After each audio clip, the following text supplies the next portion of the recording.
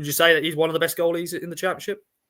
I think he's developed into that. Yes, absolutely. I mean, it was a bit of a disjointed, maybe unconventional journey towards where he has got to in the last couple of years. He's had an awful lot of loan spells. He's done his time. He spent time at Plymouth previously and was absolutely fabulous down there. They loved him down there. And then I think he won League Two. Was it it might have been during the COVID season or maybe just before. He then had a loan spell at Lincoln in League One, so he's gradually working his way up. He worked under Michael Appleton at Lincoln, who had worked with him before at Albion. And then he basically came into a period where he had to. Then it was a bit of a fight or flight. Could he get himself in and around the first team? Just as Albion were coming back into the Championship, and the situation just lent itself to an opportunity for Palmer, because while Albion were in the Premier League with a player like Ben Foster ahead of him, it was going to be very difficult for him. And he had a couple of shorter spells. He went to Luton on an emergency goalkeeping loan and just basically topped up his experience in the first team environment. And then, as I say, his opportunity came. And performance-wise, he has been very, very good, very, very solid. He's a big fella. He's a real presence in the goal.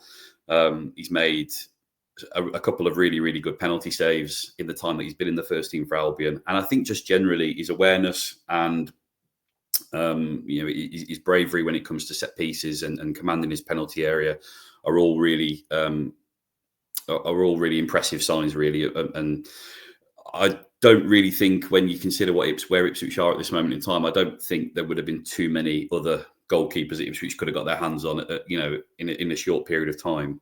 That would have fitted the bill for them for what they are looking for at this moment in time. He's somebody who has been part of a football team which hasn't always had a lot of the ball. Even though Albion have been a high-performing team in the Championship generally under Carlos Corberán in the last couple of years, they have been quite an off-the-ball team that work very hard as a unit. Therefore, he has been occasionally subjected to shots on goal, and he's dealt with those things quite well. The one thing that I would imagine that he himself will still want to improve on is probably his kicking. I mean, in this moment in time, in this era of goalkeepers, there are a requirement really for a lot of people, from a lot of managers, to be good with your feet, and that includes the goalkeepers, who end up becoming like a fifth defender.